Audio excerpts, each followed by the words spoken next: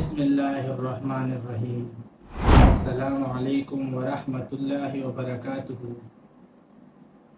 میرے عزیز بھائیوں، آج ہم وظیفہ پڑھنے والے ہیں جس کو کرنے سے آپ تمام برائیوں اور ایسی چیزوں سے جو آپ کو تکلیف دیتی ہے اس سے حفاظت میں رہیں گے۔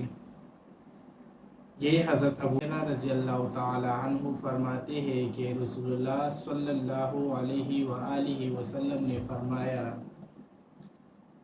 کہ شروع کے دنوں میں آیت الکرسی اور سورہ مومن کی 3 آیتیں حامیم سے لے کر الیہ المصیر تک پڑھ لے تو وہ اس دن تمام برائیوں، تکلیفوں اور ایسے کاموں سے بچ جائے گا جو اس کو برائی کی طرف لے جاتی ہے، وہ اس سے بچ سکتا ہے۔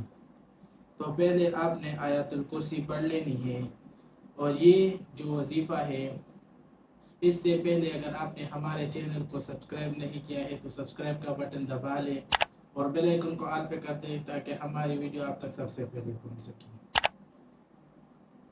اس کو ترمذی شریف میں بھی روایت کیا ہے، جس کی سند میں ایک راوی متکلف بھی ہی ہے۔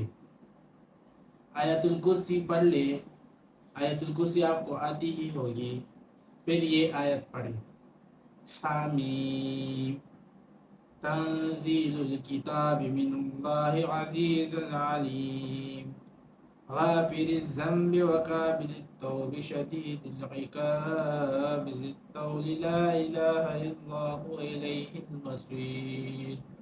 صدق اللہ العظیم۔